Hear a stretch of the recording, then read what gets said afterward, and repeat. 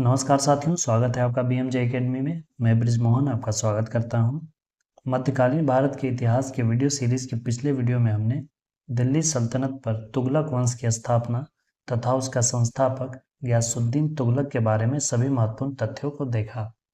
गयासुद्दीन तुगलक की मृत्यु के बाद उसका बड़ा पुत्र मोहम्मद बिन तुगलक दिल्ली सल्तनत का सुल्तान बना। साथियों, आज के इस वीडियो में हम मोहम्मद बिन तुगलक से जुड़े सभी महत्वपूर्ण तथ्यों को देखेंगे जो कि विभिन्न प्रतियोगी परीक्षाओं के लिए आवश्यक है। तो आइए दोस्तों, बिना देर किए शुरू करते हैं। मोहम्मद बिन तुगलक यह 1325 ईस्वी में दिल्ली सल्तनत का सुल्तान बना और 1351 ईस्वी तक शासन किया। मोहम्मद बिन तुगलक का वास्तविक नाम जौना खान था। यह गयासुद्दीन तुगलक का बड़ा पुत्र था। 1320 ईस्वी में जब गयासुद्दीन तुगलक दिल्ली सल्तनत का सुल्तान बना, तब इसने अपने बड़े पुत्र जौना खान को उत्तराधिकारी घोषित कर दिया और उसे उलुग खां की उपाधि दी। गयासुद्दीन तुगलक के शासनकाल में ही जौना खान ने 1321 और 1322 ईस्वी में वारंगल पर अभियान किया, जिसमें प्रथम अभियान में असफल रहा और दूसरे अभियान में सफल रहा। मोरक्को यात्री इब्न बतूता मोहम्मद बिन तुगलक के शासनकाल में ही 1333 ईस्वी में भारत आया था। उसने अपनी पुस्तक किताब उर रहला में मोहम्मद बिन तुगलक के शासनकाल की जानकारी दी है। इसके अलावा जियाउद्दीन बर्नी द्वारा लिखित पुस्तक तारीख फिरोज शाही से मोहम्मद बिन तुगलक के शासनकाल की जानकारी मिलती है। मोहम्मद बिन तुगलक को एक बुद्धिमान मूर्ख शासक के रूप में जाना जाता है। यह काफ़ी दूरदर्शी तथा महत्वाकांक्षी था। जियाउद्दीन बर्नी ने मोहम्मद बिन तुगलक के शासन संबंधी ऐसे 5 प्रमुख योजनाओं का उल्लेख किया है जिसमें वह बुरी तरह असफल रहा। आइए एक एक करके उन सभी 5 असफल योजनाओं के बारे में देखते हैं। सबसे पहला था करों में वृद्धि। मोहम्मद बिन तुगलक सुल्तान बनने के कुछ ही समय के बाद करों में वृद्धि कर दी। अलाउद्दीन खिलजी के समय 1/2 हिस्सा कर लिया जाता था, जिसे कि गयासुद्दीन तुगलक ने कम कर दिया था।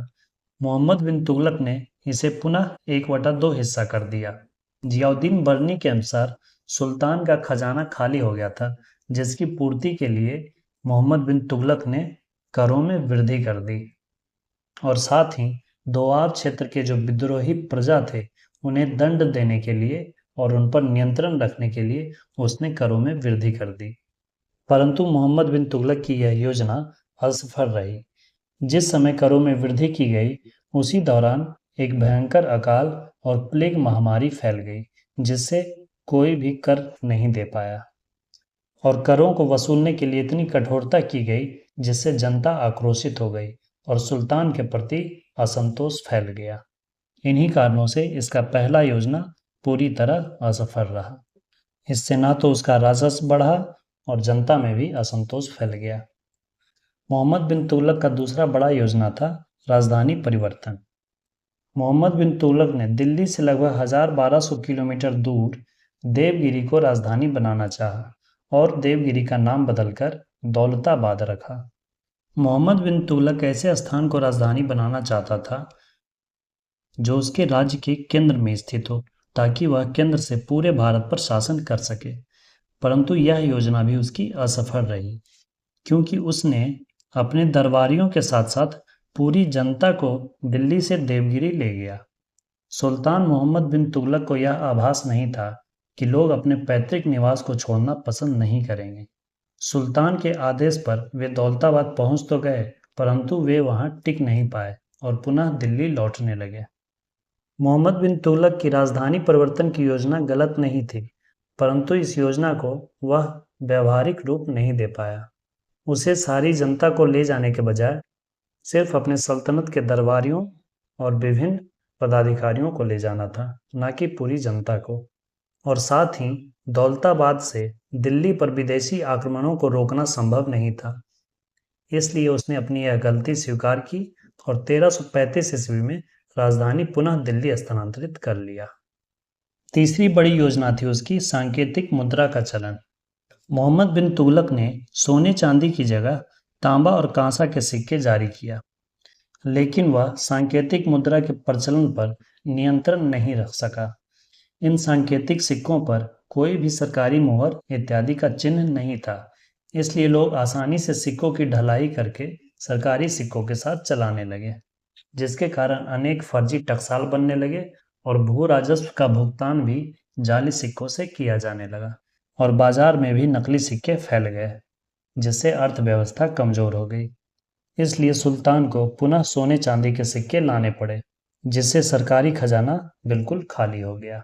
इस तरह मोहम्मद बिन तुगलक की यह योजना भी असफल रही। मोहम्मद बिन तुगलक का चौथा निर्णय था खुरासान पर आक्रमण।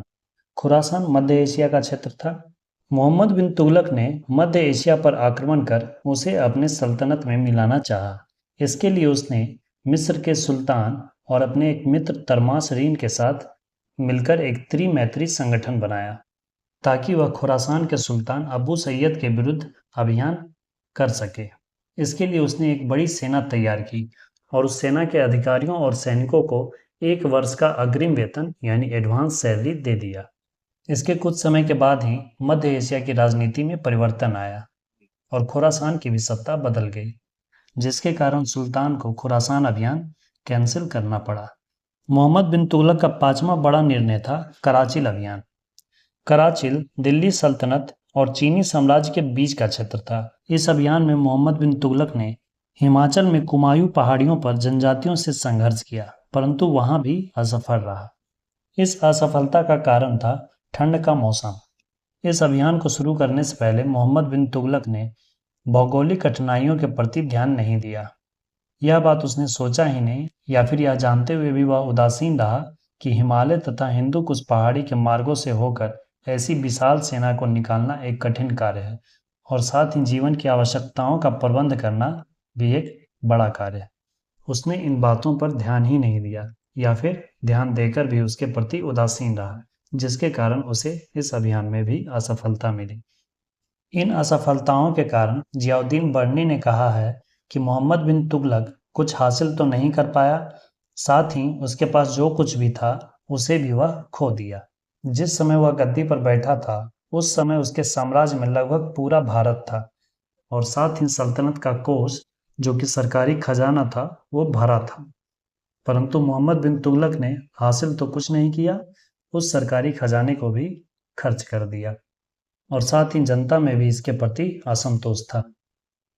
आइए साथियों, अब मोहम्मद बिन तुगलक से संबंधित कुछ अन्य तथ्यों को देखते हैं।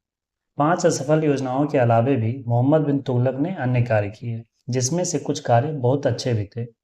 मोहम्मद बिन तुगलक ने कृषि के विकास के लिए दीवान-ए-कोही नामक विभाग का गठन किया।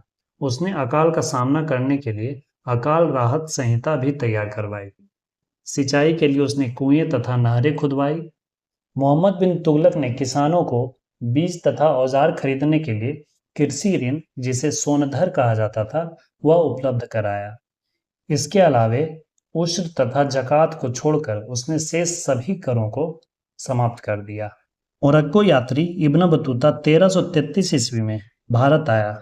एमबीटी यहाँ शॉर्ट में लिखा हुआ है मोहम्मद बिन तुगलक। इससे प्रभावित होकर इसे दिल्ली का काजी बनाया। इब्न बतूता ने अपनी भारत यात्रा का वर्णन रेहला नामक पुस्तक में किया है। 1342 ईस्वी में इब्न बतूता को राजदूत बनाकर मोहम्मद बिन तुगलक ने चीन भेजा। दक्षिण भारत में विजयनगर और बहमनी साम्राज्य की स्थापना मोहम्मद बिन तुगलक के शासनकाल के समय ही हुई थी। मोहम्मद बिन तुगलक दिल्ली सल्तनत का सबसे पढ़ा लिखा विद्वान शासक था और साथ ही धार्मिक दृष्टि से उदार तथा सहिष्णु था। वह सभी धर्मों का आदर करता था। सल्तनत काल के सुल्तानों में यह पहला सुल्तान था जो हिंदुओं के त्योहारों में भी भाग लेता था। 1351 ईस्वी में सिंधु क्षेत्र में एक विद्रोह को दबाने के लिए जाते समय थट्टा नामक स्थान पर ही मोहम्मद बिन तुगलक की मृत्यु हो गई। उसकी मृत्यु पर एक इतिहासकार बदायूनी ने लिखा है कि अंततः लोगों को उससे और उसे लोगों से मुक्ति मिल गई। मोहम्मद बिन तुगलक के चरित्र के संबंध में इतिहासकारों में मतभेद है। कुछ इतिहासकार उसे उदार तथा सहिष्णु मानते थे, जबकि कुछ इतिहासकार ने उसे निर्दयी तथा रक्त पिपासु बताया है। एक शासक के रूप में मोहम्मद बिन तुगलक पूर्णतः असफल रहा। जिस समय वह गद्दी पर बैठा था उस समय उसके साम्राज्य में लगभग पूरा भारत शामिल था। किंतु उसने अपने आप को दिल्ली तक ही सीमित रखा। 1351 ईस्वी में मोहम्मद बिन तुगलक की मृत्यु के बाद उसका चचेरा भाई फिरोज शाह तुगलक सिंहासन पर बैठा। मोहम्मद बिन तुगलक ने फिरोज शाह को अपना उत्तराधिकारी नियुक्त किया था। साथियों, अगले वीडियो में हम फिरोज शाह तुगलक से संबंधित सभी महत्वपूर्ण तथ्यों को देखेंगे। साथियों, वीडियो कैसी लगी अपना फीडबैक जरूर कमेंट करें और साथ ही अपने दोस्तों और स्टडी ग्रुप में शेयर करें। वीडियो में अंत तक बने रहने के लिए धन्यवाद दोस्तों। मिलते हैं अगले वीडियो में इसके अगले भाग के साथ। जय हिंद, वंदे मातरम।